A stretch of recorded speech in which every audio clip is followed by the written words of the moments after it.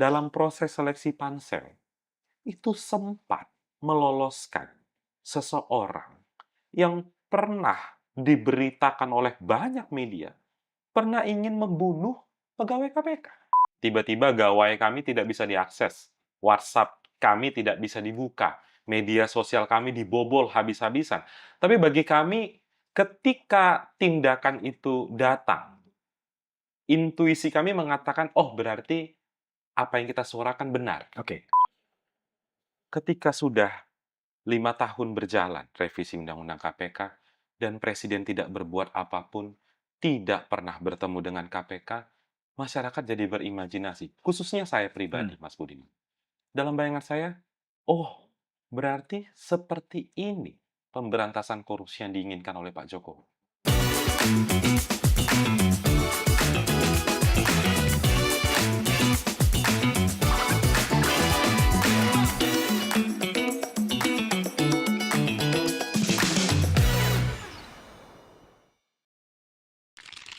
Oke, jumpa lagi di Back to BDM dalam omon-omon politik, omon-omon hukum yang mudah-mudahan memberikan pencerahan dan bukan menyesatkan dengan narasumber-narasumber pilihan. Di depan saya ada 3 buku yang bagi saya menarik dan itu menjadi problem bagi Indonesia. Buku pertama adalah Melawan Korupsi. Ini adalah disertasi dari Wisnu Yuwono di London School of Economy yang bercerita soal sejarah pemberantasan korupsi di Indonesia. Yang kedua adalah buku yang ditulis oleh Heri Priyono berjudul Korupsi. Ini mencari akar soal korupsi yang ada di tanah air bahkan di berbagai belahan dunia. Dan buku yang ketiga adalah Korupsi Mengkorupsi Indonesia yang dieditori oleh Wijayanto dan Ridwan Sakri. Ini adalah sebuah paper, sebuah kertas kerja yang ditulis oleh sejumlah aktivis anti korupsi di Indonesia untuk mengurai benang kusut korupsi. Dan narasumber saya kali ini adalah seorang aktivis yang masih muda usia, 32 tahun ya, 32 tahun yang namanya adalah Kurnia Ramadana. Kurnia, gimana kabar? Kabar baik, Mas Usia Budiman. 32 tahun ya? 32, tahun ini 32. Lulusan dari Fakultas Hukum Universitas Sumatera Utara, usaha. Medan. Ah, itu pertanyaan saya. Ngapain kamu ini nggak menjadi semacam corporate lawyer gitu, menjadi kan top gitu, daripada sekarang ngurusin mengadvokasi kasus korupsi sebetulnya, ngapain? Iya, Mas Budiman, sebenarnya ketertarikan tentang isu politik hukum, khususnya pemberantasan korupsi itu tidak datang ketika awal saya kuliah. Hmm. Sebenarnya itu datang di semester-semester akhir, Mas Budiman. Jadi melihat realita, membaca pemberitaan, ada banyak sekali problem di negara ini, dan juga apalagi yang tampak jelas ya, soal pelayanan publik ketika mengakses di kelurahan, kecamatan. Jadi berangkat dari pengalaman pribadi, sehingga akhirnya memutuskan untuk menempuh jalur isu-isu advokasi anti korupsi yang akhirnya bergabung di Indonesia Corruption Watch. Saya di ICW itu bergabung, Mas Budiman, tahun 2016. Oke, Ja 2016. Oke. Jadi akhir kuliah, ICW itu ada program sekolah anti korupsi. Hmm. Jadi dikumpulkan ada sekitar 20 anak muda se-Indonesia untuk mengikuti pembekalan pembelajaran anti korupsi. Saya satu di antaranya, Hmm. jadi itu sebelum wisuda sudah bergabung di sekolah anti korupsi dan ketika tamat di wisuda, ternyata di ICW ada buka lowongan. Hmm. Saya mendaftar dan bergabung sejak Januari 2016. Oke. Tapi pertanyaan saya adalah kembali, kenapa memilih jalur advokasi isu-isu korupsi gitu? Isu-isu yang mungkin juga, tidak menghasilkan apa-apa pada diri Anda, mungkin menurut bayangan saya, kenapa? Iya, karena saya memandang setiap orang itu punya peran, Mas Budiman. Hmm.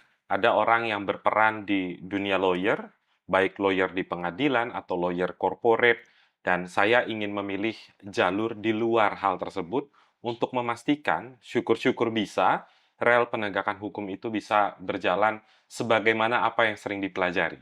Sekarang itu kan Mas Budiman, mahasiswa Fakultas Hukum itu kan suka bingung. Bingung. Apa yang diajari oleh dosen di kampus, realita yang mereka tonton di pemberitaan, realita yang mereka baca tentang kondisi negara ini bertolak belakang 180 derajat. Oke, jadi law in action dan law in theory itu beda. Sangat berbeda, Mas Budiman, dan bukan hal yang sulit untuk berkesimpulan seperti itu Hmm. saat ini.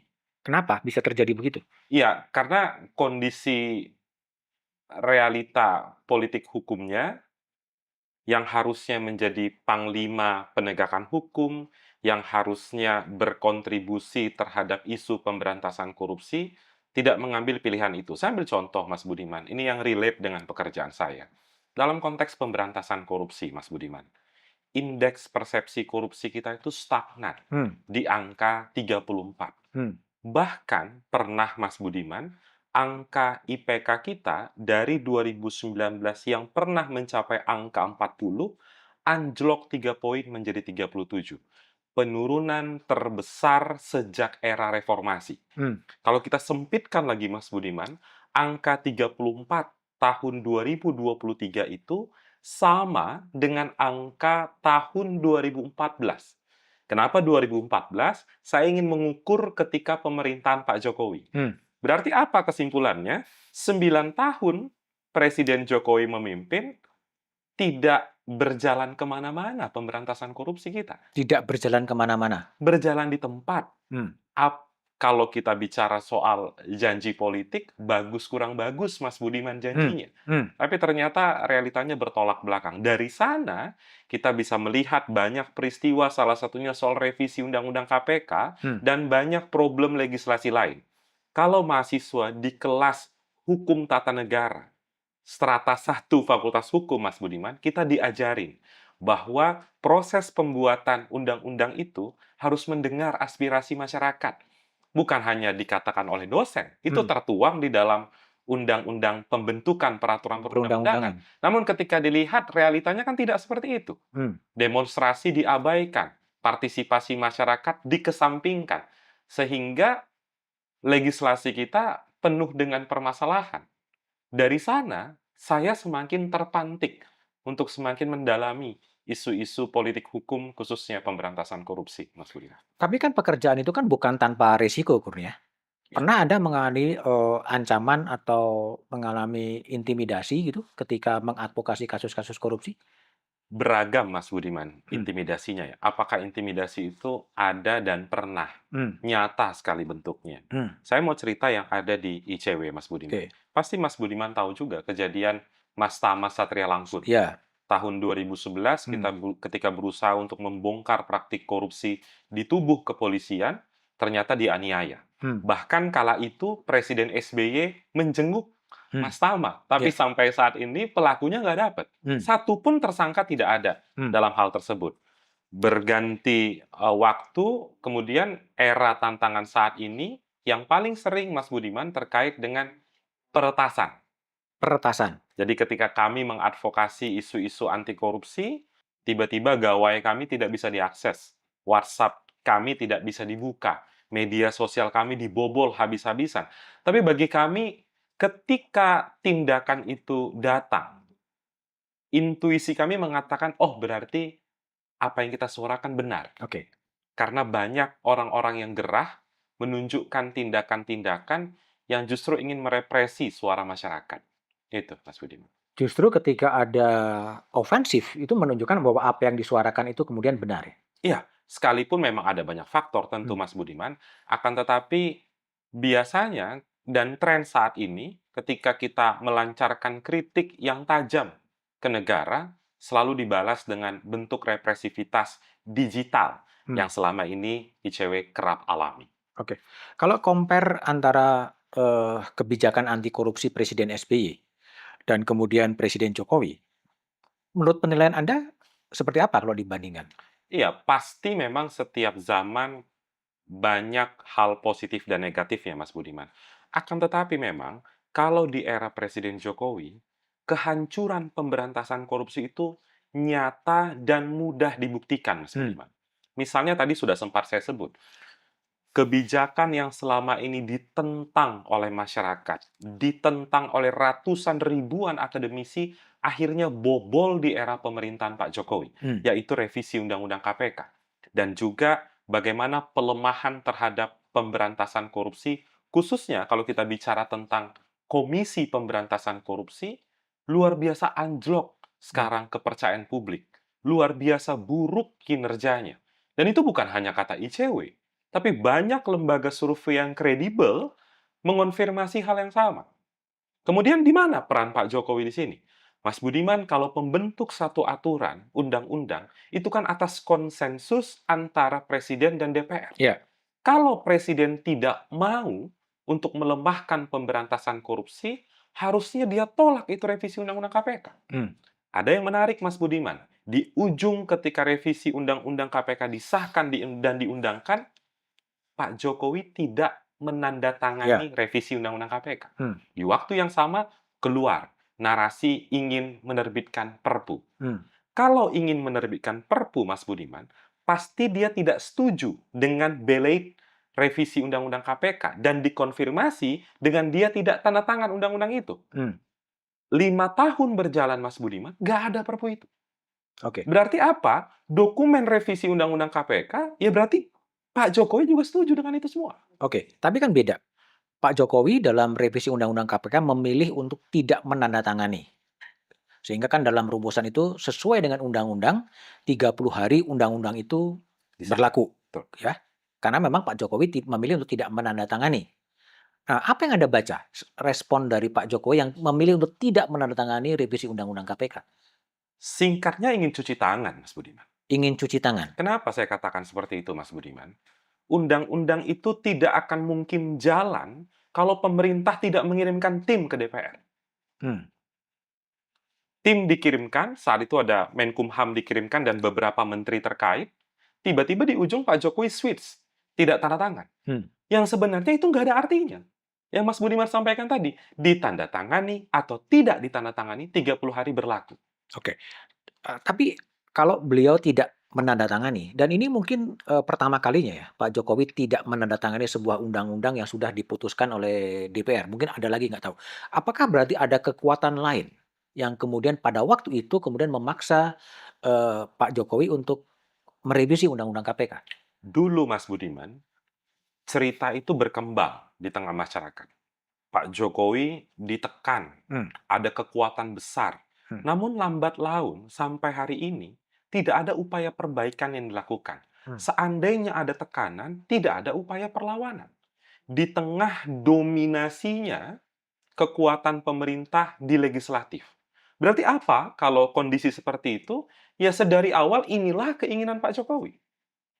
Mas Budiman, di dalam dokumen nawacita Pak Jokowi 2014, luar biasa indah janji tentang anti korupsi di poin 4 itu. Menolak negara lemah dengan mereformasi penegakan hukum yang berpihak pada isu anti korupsi. Nol besar. Sayangnya, poin 4 nawacita itu kita rasakan jelang 2 bulan Pak Jokowi berakhir.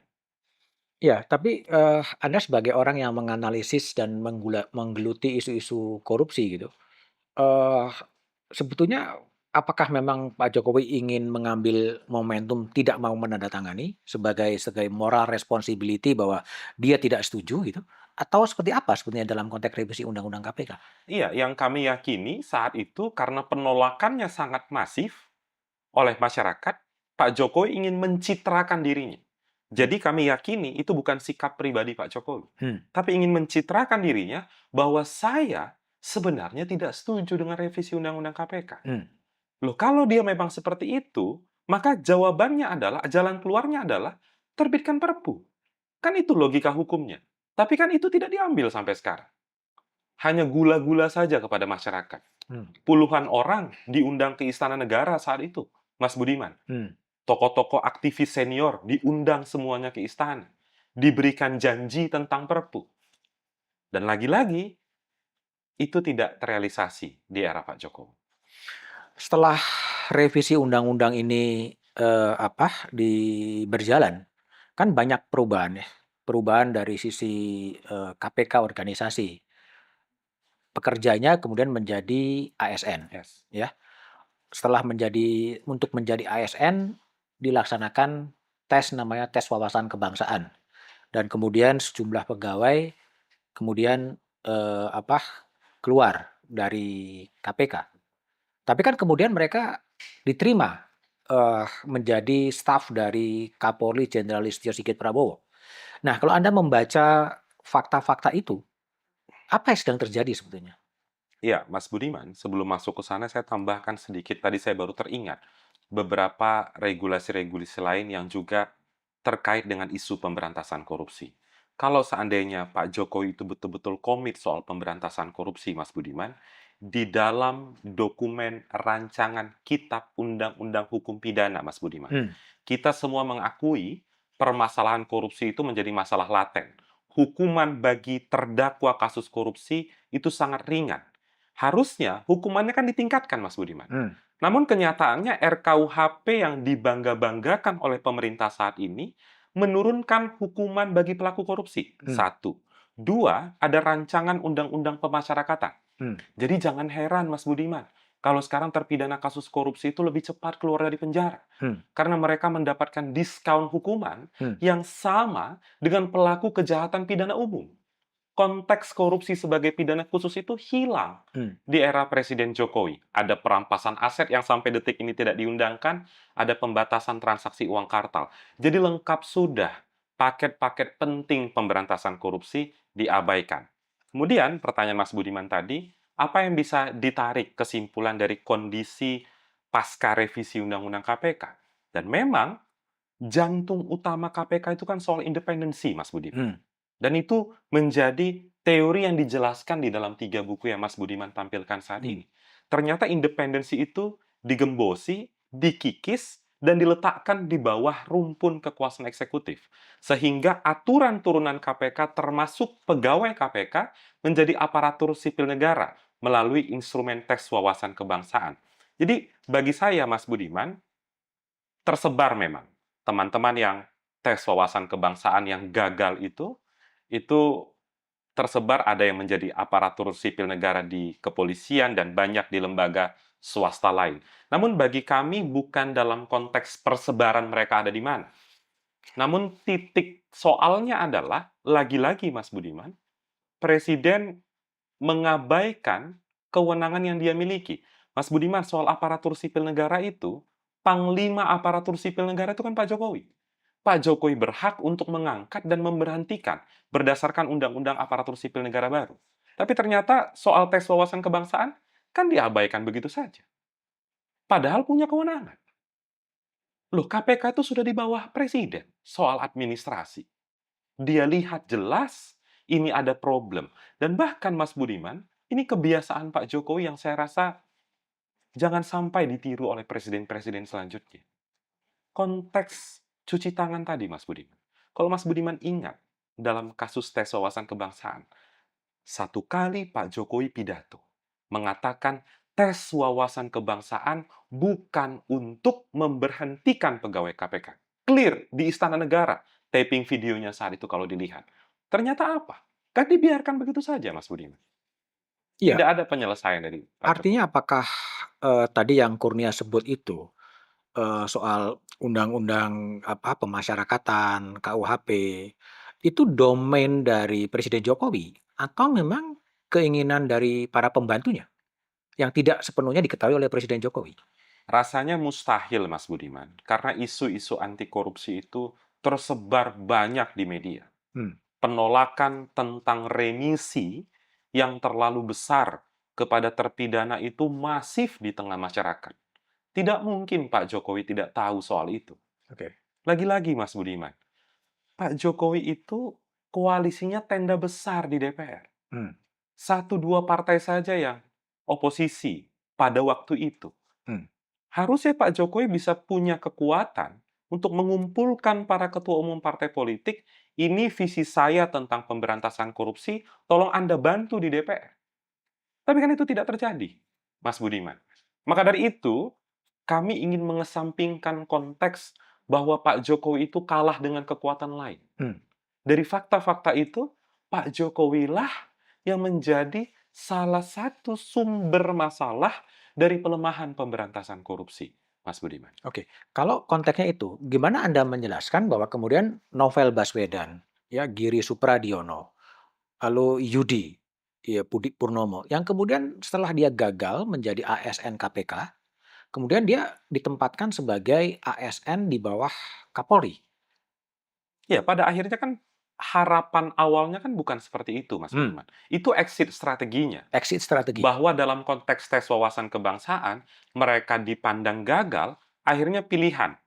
Dan kebetulan saat itu, kepolisian membuka pintu Hmm, untuk mereka bergabung. Jadi mereka bergabung di sana, ada cukup banyak yang bergabung menjadi Satgasus Pencegahan Kapolri hmm, di Mabes Polri. Namun sumber persoalannya adalah harusnya mereka tidak di sana. hmm. Harusnya mereka di KPK. Ya, Tapi ternyata itu dibiarkan begitu saja oleh Pak Jokowi. Bahkan Mas Budiman, pasca tes wawasan kebangsaan itu, ada aturan di internal KPK, Mas Budiman, yang dibuat oleh Firly Bahuri. Di mana Firly Bahuri itu ketua KPK problematik yang dipilih oleh Pak Jokowi juga. hmm. Di sana disebutkan, ketika ada pegawai yang diberhentikan, maka tidak dibenarkan Masuk lagi. masuk lagi ke KPK. Jadi dikunci di semua sisi. Hmm, Lalu di mana peran Presiden sebagai atasan administratif KPK? hmm, Beberapa waktu lalu sempat viral, Mas Budiman, pengakuan Pak Nawawi Pomolangu. hmm, Apa kata Pak Nawawi saat itu? hmm, Lebih gampang ya ormas untuk ketemu presiden hmm, daripada KPK. hmm, Faktanya, mereka baru diterima 1 kali di Istana Negara. Itu pun hanya berbicara tentang hak kordia. hmm, Jadi, perubahan pasal 3 meletakkan KPK di bawah eksekutif, ternyata implementasi juga nggak ada. Kalau memang pasal 3 itu diakui oleh Presiden, sering-sering dong koordinasi dengan KPK. hmm, Dijawab, Mas Budiman, oleh staf khusus Presiden. hmm, Presiden nggak mau terlalu sering ketemu dengan KPK, hmm, nanti cawe-cawe konteks penegakan hukum. hmm. Bagi saya yang membaca pemberitaan itu alasan yang terlalu mengada-ngada, Mas Budiman. Oke, oke. Kembali kepada TWK ya, yang kemudian novel CS kemudian ditampung di staf khusus Satgasus korupsinya di Kapolri. Legitimasi dari tes wawasan kebangsaan gimana sebetulnya? Problem, Mas Budiman. Ada 2 lembaga negara yang mengonfirmasi itu bermasalah. Hmm, 1, temuan ombudsman, maladministrasi. 2, temuan Komnas HAM, melanggar hak asasi manusia. Dan kami rasa, dan kami yakini, instrumen TWK ini memang ingin menjegal hmm, orang-orang yang selama ini punya rekam jejak panjang bekerja di KPK, membongkar praktik korupsi yang sangat besar. Dan itu kan, Mas Budiman, yang terjadi di Republik ini sekarang. Ketika pemberantasan korupsi menyentuh elit-elit tertentu, maka penggembosan adalah episode lanjutan hmm. dari tindakan tersebut, dan itu yang tampak jelas di Komisi Pemberantasan Iya, Korupsi. kalau Ombudsman, Komnas HAM kan memang public statement, penilaian dari lembaga. Tapi dalam konteks di kepolisian kan mereka diterima bekerja gitu loh. Orang yang dinyatakan tidak lulus tes wawasan kebangsaan, kemudian diterima bekerja di Satgasus pemberantasan korupsinya di bawah Kapolri gitu. Ini kan sebuah agak agak agak kontradiktif sebetulnya. Iya, dan memang terlihat ada perbedaan cara pandang, Mas Hmm, Budiman. Baik di KPK dan juga di kepolisian. Ini kan satu menyatakan TWK itu legal, satu menyatakan atau memberikan pesan bahwa TWK nggak bener nih. hmm, Mereka bisa gabung di sini. Sosok di tengah itu, yang namanya presiden itu, ternyata mendiamkan kondisi ini, Mas Budi. Commission. Dua-dua ini kan lembaga negara, dua-dua lembaga penegak hukum. Tapi sayangnya, peran-peran penting di situasi-situasi yang genting itu tidak diambil oleh presiden. Oke. Kalau menurut analisa Kurnia, sejak revisi Undang-Undang KPK, lalu kemudian tes wawasan kebangsaan, dan kemudian penataan organisasi di KPK lah, mulai adanya Dewas, mulai adanya SP3, mulai adanya KPK di bawah rumpun kekuasaan eksekutif. Ini sebuah desain besar untuk mengontrol KPK sebagai anak nakal, sebagai lembaga yang tidak dikehendaki, atau apa sebenarnya yang Anda lihat?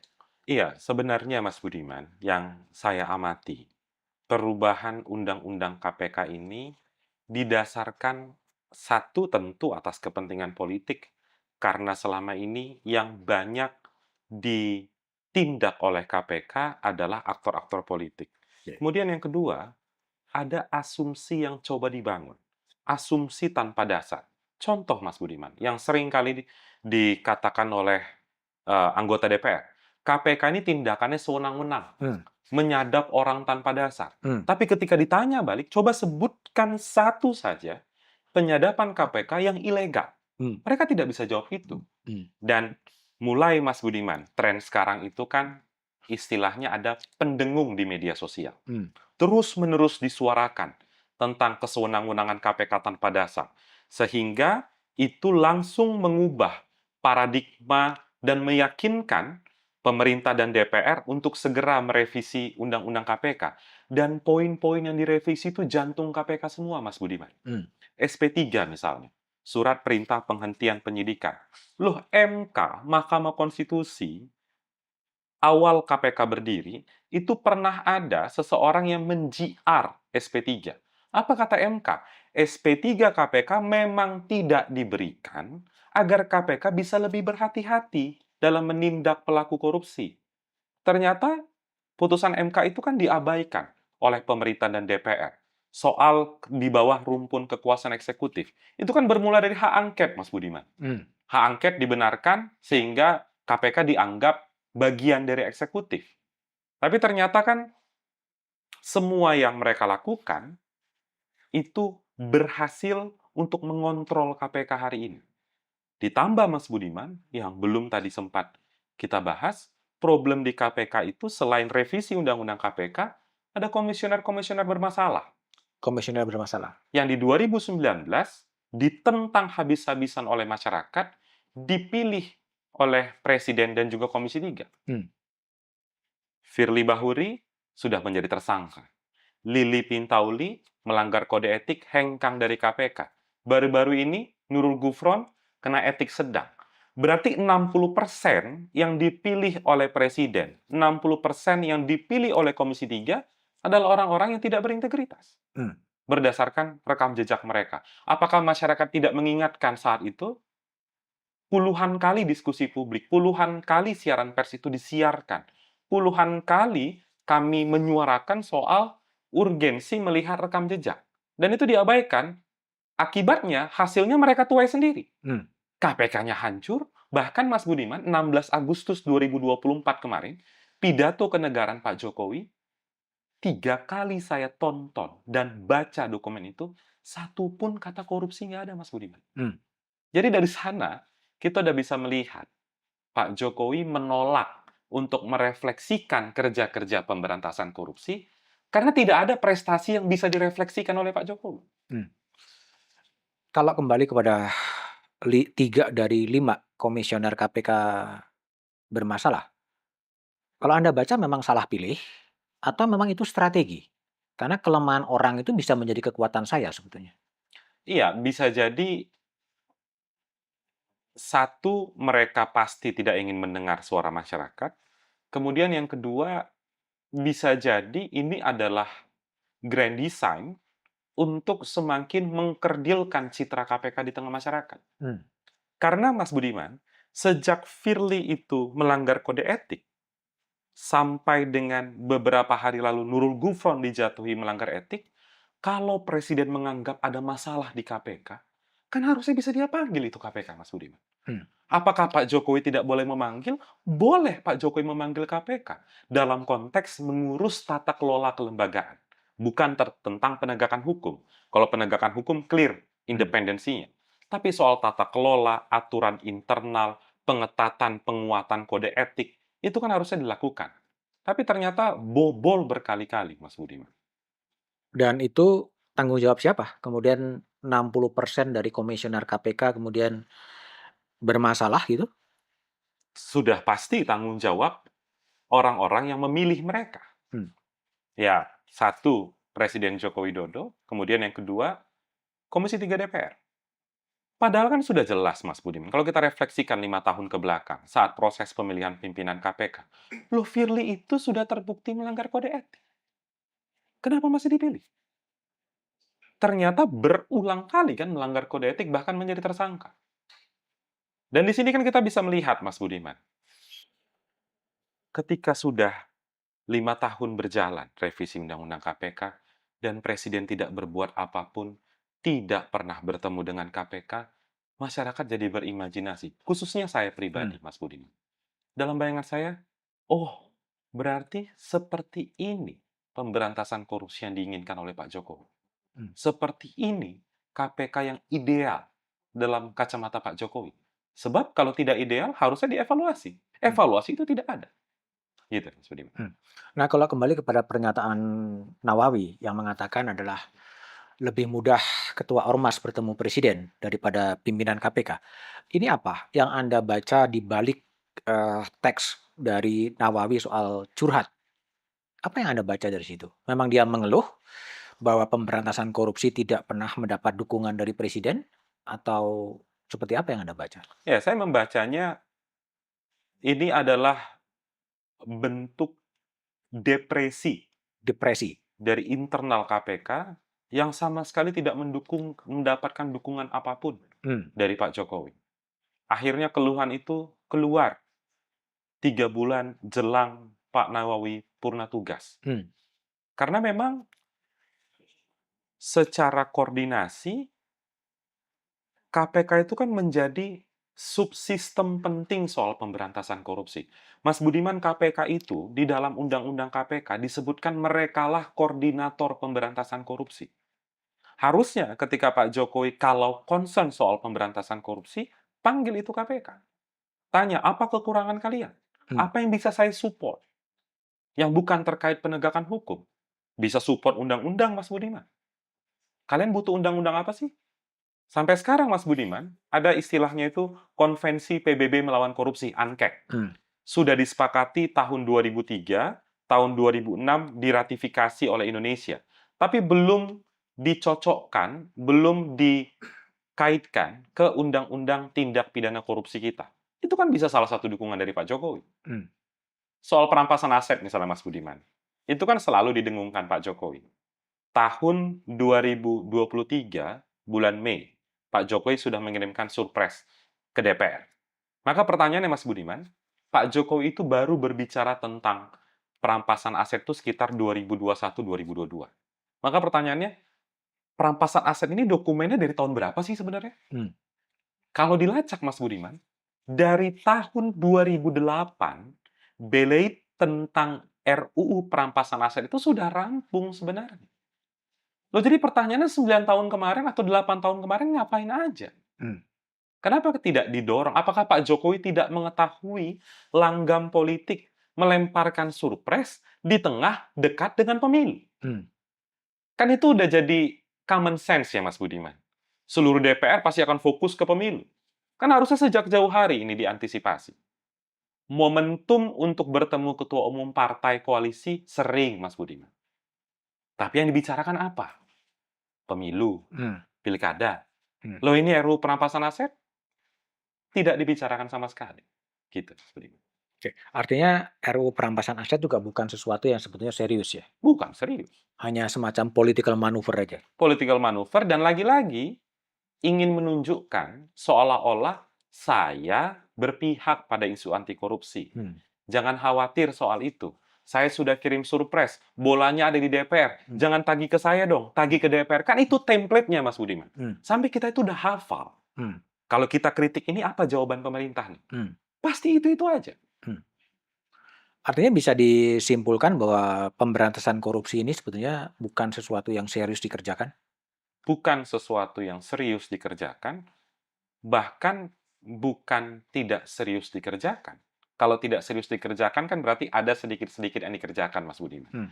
Yang terjadi justru mengubur mimpi-mimpi tentang pemberantasan korupsi yang ideal Hmm. di Indonesia. Mengesampingkan peran presiden sebagai panglima penegakan hukum. Oke. Itu, Mas Budiman.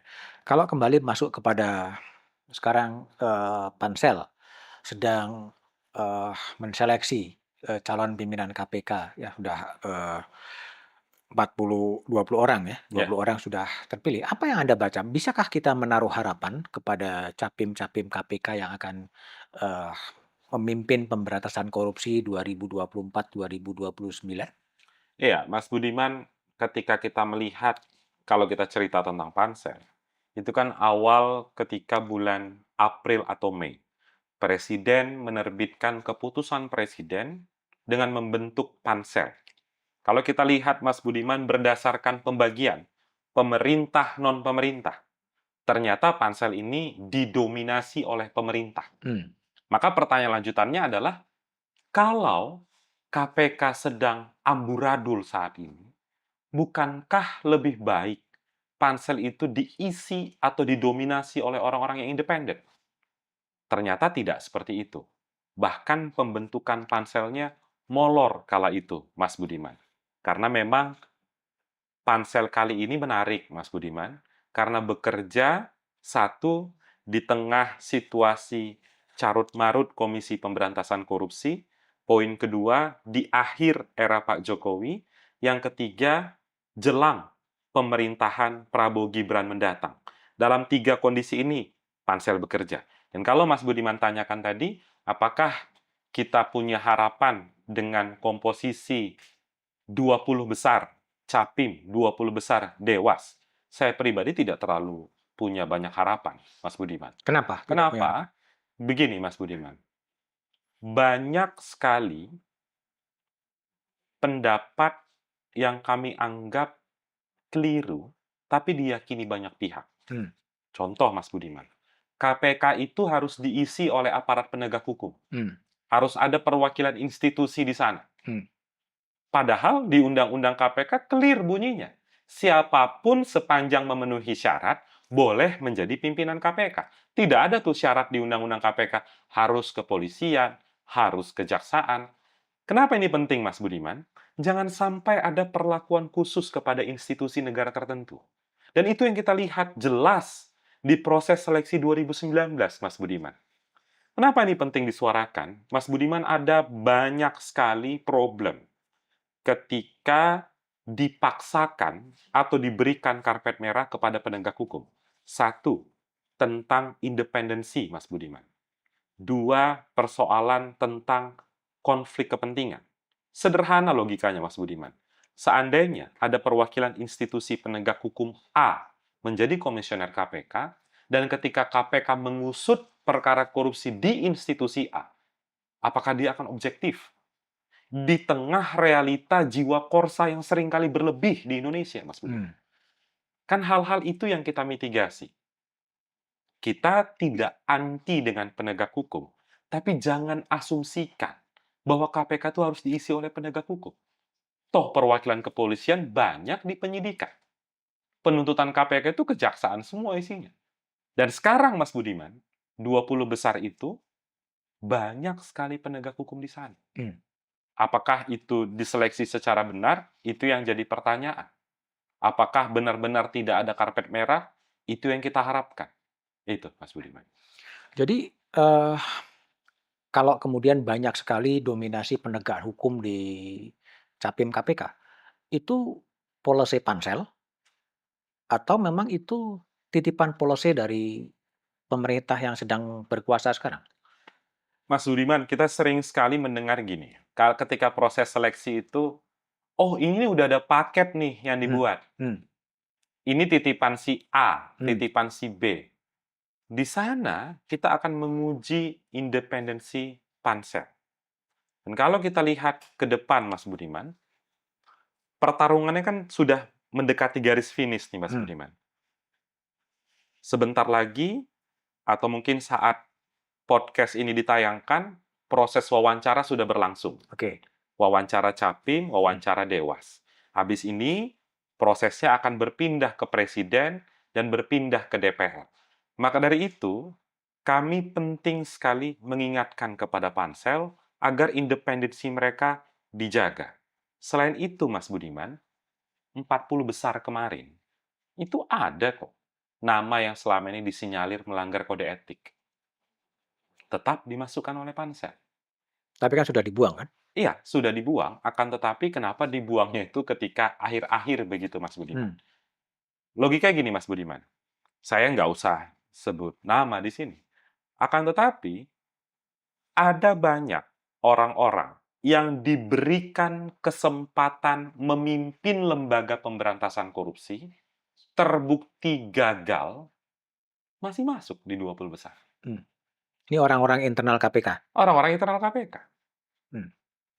Kan ada komisioner yang masih diloloskan Hmm. oleh pansel. Artinya apa? Lolos memang mereka lolos kompetensi dan lolos integritas, atau memang ini paket yang sudah dipaksakan dari atas harus masuk? Mas Budiman, kita ketika melakukan proses seleksi, misalnya ada tes tertulis, kita sedang mencari pimpinan lembaga utama pemberantasan korupsi. Apakah mungkin hanya secari kertas itu saja yang dinilai? Hmm. Dengan problem integritas komisioner KPK selama ini. Berarti apa, Mas Budiman, yang pertama harus diletakkan? Bukan kompetensi. Integritas nomor satu. Rekam jejak nomor satu. Dua, aspek kompetensi. Itu yang kita dorong sejak awal, Mas Budiman. Ketika proses seleksi administrasi, seleksi profil assessment, kompetensi, letakkanlah integritas sebagai hal yang dasar. Hmm. Mas Budiman, dalam proses seleksi pansel, itu sempat meloloskan seseorang yang pernah diberitakan oleh banyak media, pernah ingin membunuh pegawai KPK. Hmm. Mudah masyarakat untuk men-tracking siapa orang yang saya maksud. Diloloskan. Sekarang masih lolos. Sekarang sudah tidak lolos, tapi sempat diloloskan oleh pansel. Berarti kan apa? Aspek rekam jejak itu tidak begitu clear dilihat. Padahal, Mas Budiman, ketika pansel ini terbentuk, semua lembaga negara memberikan informasi. BIN memberikan informasi. Polisi memberikan informasi. Kalau dia dari internal KPK, kan harusnya pansel itu aktif. Undang dong Dewan Pengawas. Misalnya dari internal KPK. Ini ada nih orang nih dikritik oleh masyarakat, kabarnya pernah melanggar kode etik. Apa temuan Anda di dalam proses persidangan? Kan itu yang harus digali. Jadi jangan hanya menunggu bola. Hmm. Itu yang penting kami suarakan saat ini, Mas Budi. Sekarang di dalam kan masih ada berapa? Empat orang dalam KPK yang akan masuk lagi ke 20 besar ya? Ya, ada Deputi Korsup, Hmm. ada Deputi Pencegahan, kemudian ada Deputi Litbang kalau saya tidak salah, dan satu Johanes Tana, komisioner. Ada 4. Betul. Itu sebagai bagian kesinambungan memang harus dipertimbangkan continuity di lembaga, atau memang kalau memang tidak memenuhi syarat ya dibuang atau gimana? Iya, saya rasa kontinuitas itu tidak begitu dibutuhkan saat ini. Untuk apa kita memaksakan kontinuitas di tengah lembaga yang bermasalah, dan mereka ini kan jajaran struktural KPK semua. Ini kan bukan level pegawai yang ikut, Mas Budiman. Level deputi, eselon 1, level komisioner. Maka pertanyaan refleksinya adalah, misalnya ada komisioner yang saat ini masih lolos, apa yang Anda kerjakan di tengah KPK sekarang porak-poranda? Apa kontribusinya? Artinya mereka juga harus ikut bertanggung jawab itu? Mereka harus bertanggung jawab soal ini. Maka dari itu kita berpandangan, sudah lebih baik wajah baru saja di KPK. Tapi bukan asal-asalan wajah baru. Tentu wajah baru dengan mempertimbangkan rekam jejak, integritas, kompetensi. Kalau dalam konteks sekarang kan Pak Jokowi itu udah 3 kali ya mengusulkan pimpinan KPK ya? Betul. Era Pak Agus Raharjo, kemudian era Firly? Firly, dan era yang sekarang ya. Ini sesuatu yang cukup lazim gitu? Iya, sebenarnya Mas Budiman, idealnya atau berdasarkan putusan MK, 1 periode masa jabatan presiden itu hanya dibenarkan memilih 1 kali. Tadi Mas Budiman sudah sampaikan, Pak Jokowi memang 2 kali memilih selama ini, tapi 2 rezim pemerintahan yang berbeda. Ya. Pertama Jokowi JK memilih Pak Agus Raharjo, 2 Pak Jokowi Kiai Ma'ruf memilih Firly Bahuri atau melantik Firly Bahuri. Sekarang, bukankah sebaiknya pemerintahan mendatang? Kenapa, Mas Budiman? Karena KPK saat ini kan mengawal pemerintahan 5 tahun ke depan. Artinya kalau dalam proses begitu, apakah kemudian pansel ini sebaiknya menyerahkan saja nama-nama yang diseleksi kepada Presiden terpilih Prabowo Subianto? Iya, kalau logikanya Mas Budiman, Kepres itu kan diterbitkan oleh Pak Jokowi. Kepres pansel ini. Maka pansel menyerahkan Pak Jokowi, harusnya Pak Jokowi yang legowo untuk memberikan kepada Presiden terpilih, untuk dia kemudian yang memberikan ke Komisi 3. Karena kan nanti Komisi 3-nya juga Komisi 3 yang baru, Mas Budiman. Karena kan kabarnya minggu pertama Oktober bola sudah berpindah dari pansel ke presiden.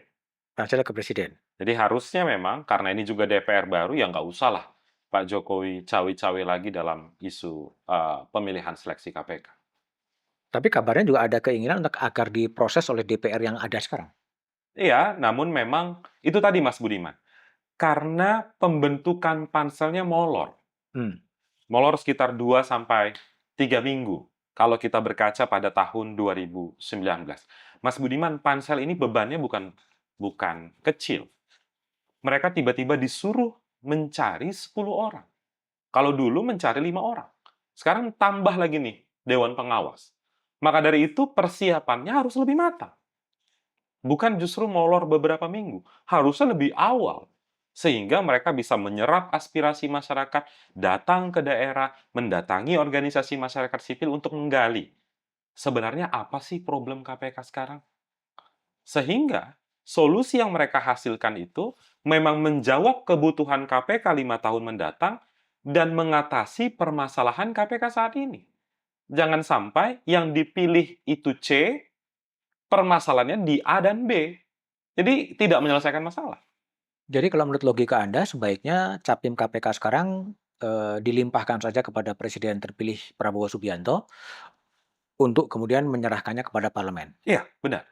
Karena memang konsep pemerintahannya pasca putusan MK, masa jabatan KPK itu diperpanjang 1 tahun menjadi 5 tahun. Oke. Berarti pas dong, Pas. 2024 sampai 2029. Hmm. Bukan mengawal Pak Jokowi, tapi mengawal Prabowo Subianto. Kalau diserahkan kepada Presiden Jokowi yang menyerahkan kepada parlemen, ada terbuka kemungkinan tidak match dengan visi pemberantasan korupsinya Pak Prabowo. Betul. Pasti pemerintahan ke depan punya keinginan soal pemberantasan korupsi. Dan harus disesuaikan dong, diintegrasikan dengan koordinator utama pemberantasan korupsi, yaitu KPK. Apalagi Mas Budiman, tadi di tengah stagnasi indeks persepsi korupsi, pemerintahan 5 tahun ke depannya harus kerja ekstra nih soal pemberantasan korupsi. Kalau kita lihat pidatonya Pak Prabowo di Gerindra, kan sebetulnya kan menunjukkan komitmen yang serius ya. Artinya bahwa koruptor akan dikejar sampai Antartika, kemudian berkirim menggunakan pasukan khusus. Pasukan khusus kan bisa dikonstruksikan sebagai KPK ini toh. Betul. Iya, jadi narasi yang disampaikan oleh Pak Prabowo tentang sampai ke Antartika, kita kejar, satu sisi sebagai narasi pidato ya bisa diapresiasi. Namun tindakan konkretnya apa nih? Oke. Mestinya setelah mengucapkan itu disampaikan. Karena begini logikanya, kalau ingin mengejar buronan di luar negeri, yang dikejar itu kan 2, badan sama aset, Mas Budiman. Kalau badan itu bisa kepada penegak hukum. Aset, mari kita bicara lagi soal perampasan aset. Harusnya solusinya adalah itu, dorong atau berjanji 1 tahun pertama pemerintahan saya akan mengundangkan perampasan aset. Itu baru janji yang diikuti dengan tindakan-tindakan konkret. Dan juga kemudian Pak Prabowo sebagai presiden terpilih yang akan menjadi presiden 20 Oktober 2024 yang memilih sendiri komisioner-komisioner KPK yang sesuai dengan visi dia. Ya, itu yang ideal. Jadi, karena begini, nggak ada juga urusan Pak Jokowi untuk 5 tahun ke depan.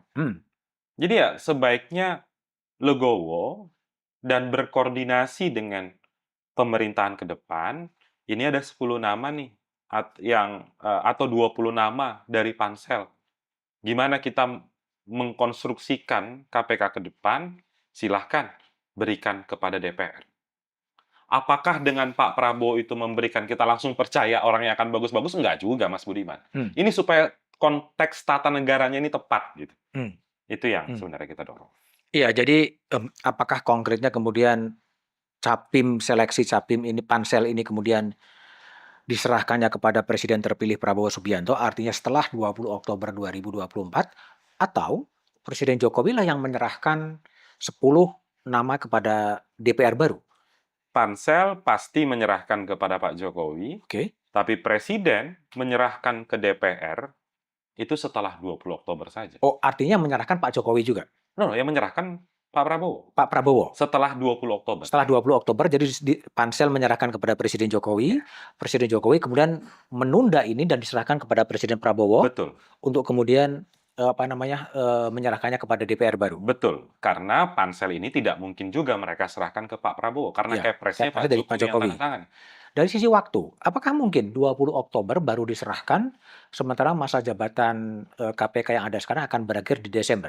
Sangat mungkin, Sangat mungkin. sangat mungkin, sangat mungkin. Apalagi begini, Mas Budiman. Kalau Pak Jokowi sebelum 20 Oktober tetap memaksakan menyerahkan nama ke DPR, mungkin atau enggak 2 minggu itu kelengkapan Dewan DPR sudah terbentuk. Hmm. Bukankah mereka pasti sibuk dengan Undang-Undang MD3? Komposisi setiap komisi belum begitu jelas. Kenapa nggak sabar dulu, menunda, biarkan pemerintahan ke depan yang menyerahkan dengan pertimbangan-pertimbangan yang tentu kita dorong pertimbangan-pertimbangan yang baik. Oke, agar inline kebijakan presiden terpilih dengan DPR terpilih dan termasuk sosok-sosok yang dibutuhkan dalam perspektif pemberantasan korupsinya Pak Prabowo Subianto. Iya, Itu yang lebih inline, lebih ideal lebih seperti ideal. itu dan secara tata negara itu sudah tepat kalau Hmm. pemerintahan ke depan yang memberikan. Jangan lupa Mas Budiman, kalau kita kontekskan ke politik, ini kartu truf terakhir. Ini pemilihan pimpinan lembaga negara terakhir sebelum Pak Jokowi purna tugas. Dan yang terakhir ini amat sangat penting. Yang sepertinya Mas Budiman, saat ini kan, ini berbeda Mas Budiman dengan 2019. Kalau 2019, semua masyarakat bicara tentang capim KPK dulu. Hmm. Sekarang, mungkin di tengah hiruk-pikuk permasalahan lain, soal undang-undang pilkada dan lain-lain, jadinya terkikis nih Hmm. pengetahuan masyarakat soal KPK, padahal ini menjadi instrumen yang sangat penting. Kalau Anda tidak yakin dengan pemerintahan 5 tahun ke depan soal komitmen anti korupsinya, maka perhatikanlah seleksi KPK. Karena mereka, kalau nanti benar yang dipilih, akan menjadi menara gading yang tepat untuk mengawasi proses berjalannya pemerintahan. Kalau logika itu yang dipakai, artinya capim KPK menyerahkan kepada Presiden Jokowi dan Presiden Jokowi meng-hands over kepada Presiden terpilih Prabowo Subianto sebelum dilimpahkan kepada parlemen. Kalau Presiden Prabowo Subianto mempunyai pendapat lain, mungkin nggak meng-overhaul kembali capim-capim KPK itu? Iya, eh, sepertinya mungkin Mas Budiman. Namun yang kita lihat adalah apakah ada kesesuaian waktu atau tidak. Hmm. Dengan pendeknya 21 Oktober menuju Desember. 30 Desember pelantikan pimpinan KPK. Jadi itu memang dalam rentang waktu itu masih dimungkinkan, namun cukup atau tidak waktunya. Oke, Itu Mas Budiman. baik. Di bagian-bagian akhir pertanyaan saya, Kurnia. Dalam bayangan Anda yang masih berusia 32 tahun, ya, mimpimu soal Indonesia ketika Indonesia berusia 100 tahun, 17 Agustus 2045, seperti apa sih yang dibayangkan oleh aktivis yang masih muda usia di usia 32 tahun? Yang saya dambakan adalah suatu negara yang benar-benar menjunjung tinggi penegakan hukum, yang berperspektif keadilan dan berpijak pada isu anti korupsi, Mas Budiman. Hmm. Keinginan ini timbul dari keresahan yang saya lihat setidak-tidaknya selama saya bekerja di isu anti korupsi. Aspek penegakan hukum itu benar-benar diterabas, diabaikan. Padahal dalam semua aspek kehidupan, ketika penegakan hukum ditopang secara baik, dijunjung tinggi, maka itu akan menjamin semua lini-lini kehidupan masyarakat. Jadi yang saya dambakan untuk 2045 misalnya Mas Budiman, 100 tahun Indonesia merdeka, adalah negara yang memiliki pemerintahan yang benar-benar peduli Hmm. soal isu anti korupsi dan menjadi satu kata yang seringkali hilang sekarang, Mas Budiman. Pemerintah yang menjadi teladan bagi rakyat. Hmm. Pemerintah yang menjadi contoh bagi masyarakat. Saat ini, pemerintahnya ugal-ugalan. Hmm. Jadi jangan salahkan masyarakat, karena masyarakat bingung. Siapa role model anti korupsi kita sekarang, Mas Budi? Hmm. Yang mendaku saya adalah orang yang paling pro terhadap pemberantasan korupsi, banyak. Tapi yang benar-benar inline, ucapan, tindakan, disertai dengan kewenangan, nggak ada, Mas Budi. Oke. Itu ideal mimpi Anda soal, Indonesia 100 tahun. Kalau dikonkretkan dalam negara, negara mana sih yang Anda idealkan yang memenuhi, aspirasi Anda? Iya, kalau kita menggunakan tolak ukur negara yang paling baik isu indeks persepsi korupsinya, lagi-lagi kita harus bicara tentang negara-negara Skandinavia. Skandinavia. Denmark, itu sangat bagus soal komitmen anti korupsinya. Memang bisa berkilah, demografi kita berbeda, Hmm. populasi mereka jauh lebih sedikit. Hmm. Akan tetapi komitmen itu nggak tampak di sini. Teladan itu nggak bisa dilihat oleh masyarakat. Di tengah situasi yang sangat suram seperti saat ini, Mas Budiman, Hmm. Pak Jokowi ini mewariskan pemerintahan, atau bahkan saya tinggikan lagi, Mas Budiman, mewariskan negara yang memiliki komitmen nol besar soal anti korupsi. Hmm. Dan itu menjadi beban siapa? Beban masyarakat, beban pemerintah, beban DPR. Banyak sekali yang diperbaiki. Tapi Khususnya apakah tentang isu-isu KPK. tapi apakah itu bisa hanya ditumpukan pada Presiden Jokowi? Karena Tentu, kan memang ada kekuasaan yudikatif yang juga betul. ikut berperan. Betul, Mas Budiman. Saya sepakat dengan itu. Tidak semuanya bisa kita lemparkan ke Pak Jokowi. Tapi jantung-jantung utama pemberantasan korupsi itu dirusak, Mas Budiman, itu melalui instrumen yang dimiliki oleh cabang kekuasaan eksekutif, Hmm. yaitu Presiden. Jadi, tidak salah kemudian jika kita letakkan beban kesalahan hari ini mungkin terbesar kepada Presiden. Kuasa legislasi Presiden besar. Kalau tidak sepakat dengan undang-undang, tarik wakilnya, Hmm. keluarkan Perpu. Hmm. Undang-undang tadi, pemasyarakatan, RKUHP, KPK, memilih komisioner KPK, kan nggak ada upaya penyelamatan dari Pak Jokowi, Mas Budiman. Oke, jadi impiannya adalah mewujudkan negara yang memang punya komitmen anti korupsi, ya. Kalau dikonkretkan adalah negara-negara di Skandinavia, Denmark, ya meskipun konsekuensinya adalah pajaknya yang begitu tinggi ya bagi orang Denmark. Tapi kalau saya tanya, siapa sih pemimpin idola, pemimpin ideal yang dibayangkan oleh Kurnia yang masih berusia 32 tahun? Pemimpin di nasional maupun pemimpin di dunia betul-betul inilah pemimpin yang saya cita-citakan gitu. Salah satu tokoh nasional, Mas Budiman, Hmm. yang benar-benar memperlihatkan satu titik kesamaan Hmm. antara ucapan, perbuatan, dan tingkah laku. Hugeng, Mas Budi. Hugeng. Hugeng. Dan juga mungkin selain Pak Hugeng, ada Muhammad Hatta, Hmm. Bung Hatta. Hmm. Itu seia sekata dan satu tindakan, Mas Budiman. Hmm. Kita bisa melihat bagaimana rekam jejak Jenderal Hugeng yang saat itu memiliki kuasa penuh soal kepolisian. Jenderal bintang 4, tapi bisa dia marah ketika ada upaya pengusaha ingin menyuapnya. Hmm. Kontras Hmm. dengan realita penegakan hukum saat ini. Hmm. Bagaimana Bung Hatta yang merahasiakan kebijakan negara dari keluarganya agar keluarganya tidak diuntungkan. Padahal sangat mungkin itu diberitahukan kepada keluarganya. Hmm. Kebijakan negara saat itu. Hmm.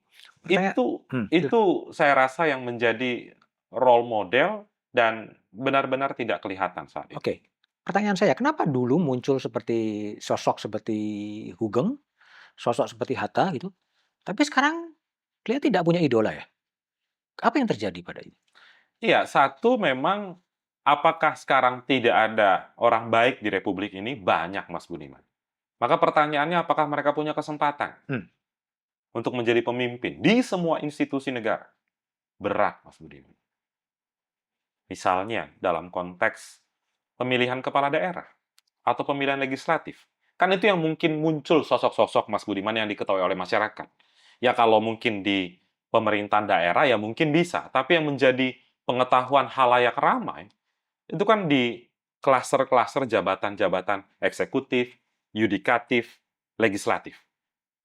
Dengan sistem pemilihan seperti saat ini, mustahil Mas Budiman kita bisa dapat seperti itu.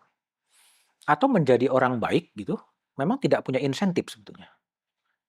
Menjadi orang baik Atau orang jujur, tidak punya insentif di negeri ini. tahun 2017 Mas Budiman, yang tadi kita bicarakan, Novel Baswedan. Hmm. Kurang berani apa isu anti korupsi?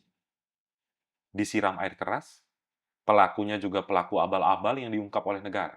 Apa pesan dari peristiwa Mas Novel itu, Mas? Saya ingin kaitkan ke ucapan Mas Budiman tadi. Kalau Anda pro terhadap pemberantasan korupsi, kalau Anda berani mengungkap kasus korupsi, maka Indonesia bukan negara yang layak untuk Anda. Hmm. Mas Novel itu bukan seperti kita masyarakat biasa. Dia penegak hukum. Dipersekusi luar biasa seperti itu. Direpresi luar biasa seperti itu. Apalagi kita yang masyarakat. Kita masih bicara soal lingkup NGO nasional. Kita belum bicara tantangan yang dihadapi oleh aktivis di daerah. Yang berulang kali ditangkap, berulang kali dihukum, berulang kali dihabisi nyawanya.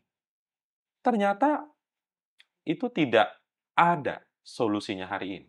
Jadi benar kata Mas Budiman tadi. Orang yang benar, orang yang berani itu tidak ada tempat di Indonesia, Mas Budiman. Orang yang jujur juga tidak ada tempat. Orang yang jujur, orang yang benar, orang yang berani tidak ada tempat di Indonesia. Ya, karena kan itu menjadi menarik kalau kita baca serat Kalatida Ronggo Warsito gitu. Ini kan masuk zaman edan gitu. Zaman gila, kalau nggak ikut gila ya nggak akan kebagian, kira-kira begitu kan. Sehingga di tempat itulah kemudian orang-orang jujur menjadi tersingkir, orang-orang yang bermasalah itulah yang kemudian menjadi tumbuh gitu. Betul. Itu yang terjadi di era saat ini. Oke, pertanyaan saya terakhir. Kalau menurut Anda, apa sih sebetulnya masalah yang paling hakiki yang dihadapi oleh bangsa ini sehingga bangsa ini tidak segera bisa bergerak, berkembang dengan pesat? Korupsi, Mas Budiman. Korupsi. Korupsi. Saya ambil contoh, Mas Budiman. Ketika ada kasus korupsi yang jumlahnya besar dan menyangkut kejahatan lingkungan, Mas Budiman, dimensinya luar biasa. Korupsi itu kan bukan soal kerugian negara aja, Mas Budiman. Hmm.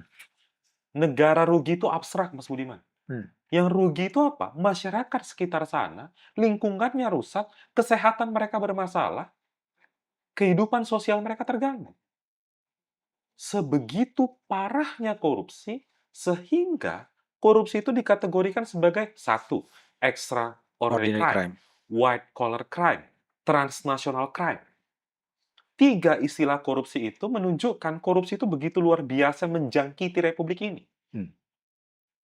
Tapi resep yang diberikan oleh negara, obat yang diberikan oleh negara, justru semakin memperparah isu korupsi.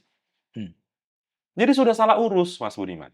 Sudah salah urus. Sudah salah urus republik ini soal isu anti korupsi.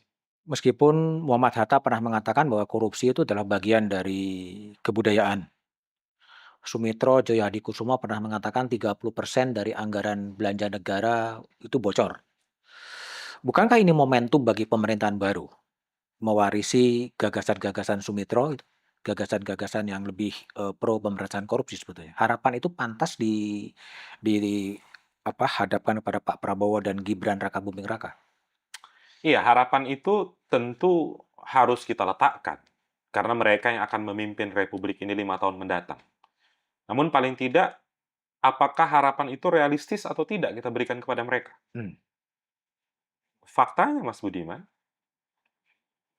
apakah Prabowo Subianto berani melawan arus keinginan partai politik yang selalu menginginkan pemberantasan korupsi diabaikan? Itu batu ujinya, Mas Budiman. Kurang besar apa koalisi Kim plus sekarang untuk pemerintahan jelang 20 Oktober? Paling minus 1 atau 2 partai politik. Jadi harusnya tidak sulit untuk mengundangkan paket-paket penting soal pemberantasan korupsi. Misalnya apa? Dalam 100 hari pemerintahan Prabowo Gibran, apa yang Anda harapkan untuk menambahkan keyakinan Kurnia bahwa pemerintahan baru ini memang komit pada pemberantasan korupsi? Rancangan undang-undang perampasan aset Sudah di DPR. sudah di DPR dan harus didorong oleh pemerintahan 5 tahun ke depan. Jadi, jangan hanya lempar bola. Hmm. Ini tugas DPR. Iya, tahu itu tugas DPR. Tapi Anda sebagai kepala negara harus mendorong undang-undang itu cepat diundangkan. Selain perampasan aset juga penguatan KPK. Penguatan KPK dilakukan dengan mengembalikan KPK dalam Mengembalikan versi independensi KPK. melalui mengembalikan kepada KPK yang lama. Mengembalikan KPK. Gini Mas Budiman, apakah merubah satu undang-undang itu dilarang atau tidak? Enggak. Merubah undang-undang itu suatu kewajiban, mengikuti perkembangan zaman. Problemnya adalah mengubah seperti apa. Oke. Dan tentu kita berharap pemerintah 5 tahun ke depan jangan ulangi praktik ugal-ugalan pemberantasan korupsi di era Presiden Jokowi. Apakah saya yakin? Itu urusan lain, Mas Budiman. Oke. Tapi paling tidak harapan itu harus tetap Disuarakan. dihidupkan. Oke, thank you Kurnia Thank you, Mas Ramadana. Budiman. Jadi teman-teman, itulah obrolan saya dengan Kurnia Ramadana. Semoga memberikan pencerahan, bukan malah menyesatkan. Dan ada satu usul yang menurut saya juga cukup menarik, bagaimana Presiden Jokowi setelah menerima usulan dari Capim KPK ini menyerahkan kepada Presiden terpilih Prabowo Subianto yang akan dilantik 20 Oktober 2024 untuk menyerahkan kepada DPR sehingga ada inline kebijakan pemberantasan korupsi dari pemerintahan Presiden terpilih Prabowo Subianto dengan sosok-sosok pasukan khusus KPK yang sedang diseleksi. Silakan Anda berkomentar, silakan Anda like, silakan Anda subscribe kanal ini agar kanal ini tetap bisa dan terus untuk berkembang. Thank you, Kurnia. Thank you, Mas Budiman. Minum dulu. Siap.